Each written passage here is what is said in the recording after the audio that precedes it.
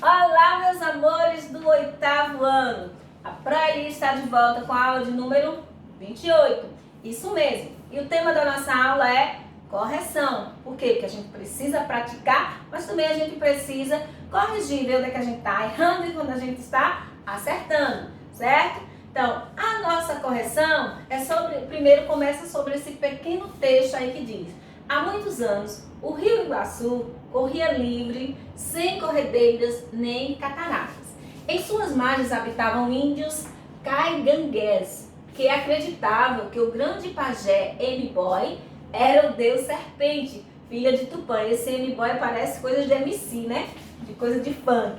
Então vamos lá. Ignome, cacique da tribo, tinha uma famosa filha chamada de Naipi, que iria ser consagrada ao culto dos deuses M-Boy. Aí nós temos Tarobá, jovem guerreiro da tribo, se encantou por quem se enamorou de Naipi. E no dia da consagração do jovem, os dois fugiram para o rio que os chamava. Tarobá, Naipi, venham comigo. M-Boy, furioso pela fuga, penetrou nas entranhas da terra e, retorcendo seus músculos, provocou desmoronamento que foram caindo sobre o rio, formando os abismos das cataratas. Envolvidos pelas águas, os dois caíram de grande altura. Tarobá transformou-se numa palmeira e Naipi numa rocha junto da grande cachoeira. Vigiados por M-Boy, os dois índios permaneceram ali eternamente enamorados. Então aqui a gente já sabe que é uma lenda, né? Uma lenda indígena. E a primeira pergunta diz: qual é a finalidade desse texto? Então a finalidade dele é o quê? Explicar o quê?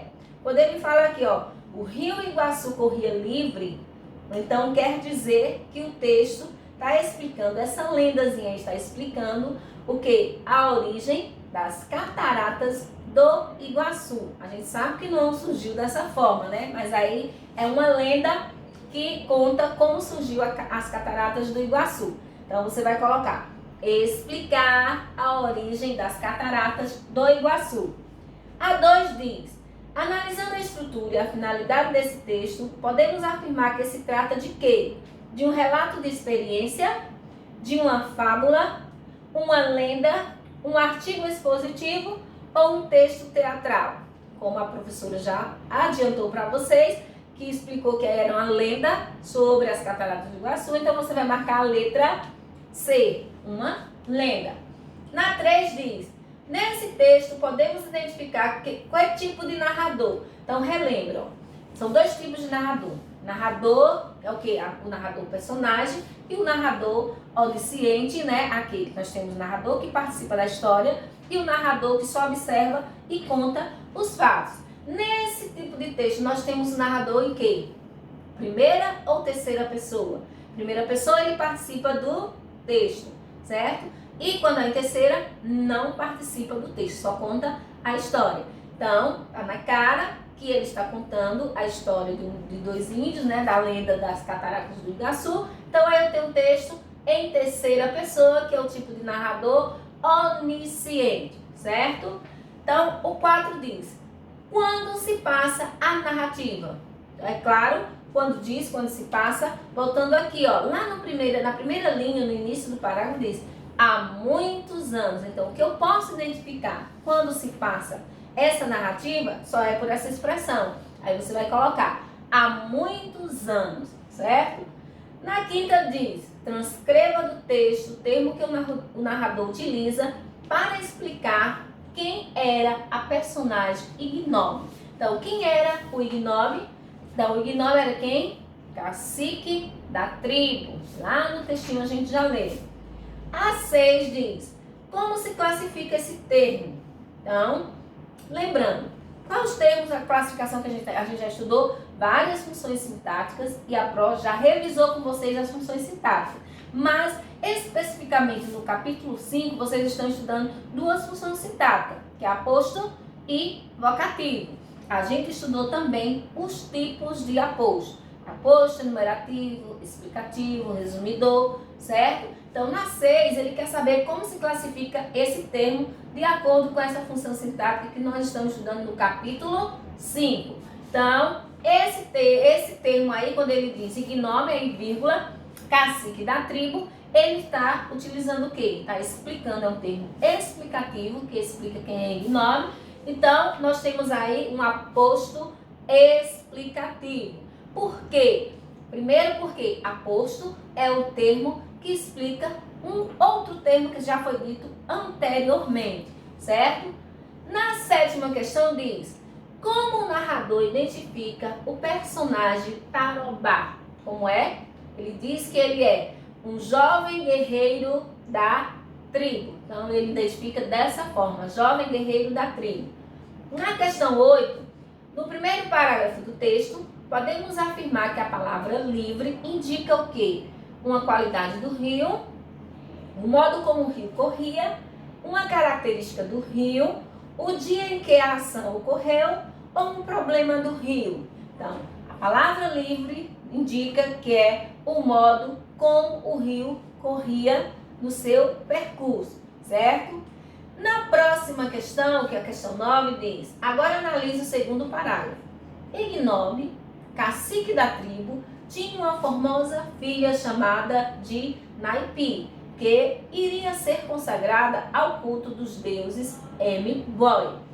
Aí pergunta na letra A, o termo destacado se refere a qual outro termo? O termo destacado é chamada de Naipi, está se referindo a quem? No contexto dessa frase aí, está se referindo a quem? A famosa filha, que tinha uma famosa filha. Então, você vai colocar famosa filha, refere-se ao termo famosa filha. Na B diz, o termo destacado expressa um atributo permanente ou passageiro do termo ao qual se refere. Então, quando ele diz uma famosa filha, esse termo aí é usado permanente, algo que indica permanência, ou é só passageiro? Então, se ele diz que é famosa, porque insiste em ser famosa todos os dias, então é o termo permanente. Na C, como se classifica esse termo sintaticamente? Mais uma vez, a função sintática do termo. Então, chamada de Naipi vai ser o quê? Aposto explicativo. Lembre-se, o aposto refere sempre a um termo dito anteriormente, ok?